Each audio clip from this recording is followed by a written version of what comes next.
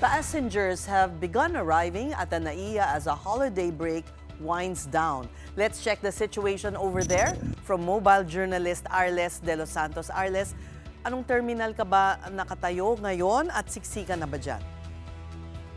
Tess, nandito nga tayo ngayon sa Ninoy Aquino International Airport Terminal 2 kung saan mula kaninang umaga ay tuloy-tuloy yung pagdating ng mga pasahero ng mga domestic flights and abroad. Nakakita tayo ng mga schedule kanina. So far, on time naman yung kanilang mga schedule at wala pang naitatala na delayed or canceled flight sa kabila ng pabago-bagong panahon dito.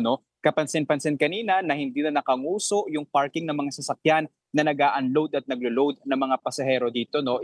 Ina-observe na nila dito yung parallel parking at yung bollards.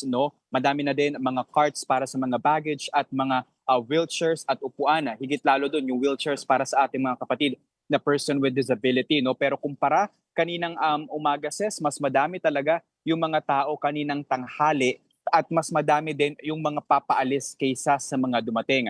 At sa huling talangan ng NAIA umabot for the 2025 sa 52 million ang recorded passengers para ito daw yung highest ever passenger volume at December 2025 nag-handle sila ng 4.86 million guests in total. Pero sa pagpasok ng 2026 nananatiling mataas na agad ang bilang ng mga pasahero dito. Para sa January 1, 2026, a total of 142,657 passengers ang naitala nga kung saan 73,000 dyan ang sa international at 69,000 naman yung para sa mga domestic travel na 4.14% na mas mataas kumpara sa kaparehas na panahon noong nakaraang taon. Kamusta naman yung bagong parking system dyan sa airport? Nagdudulot ba ng kaguluhan o paano?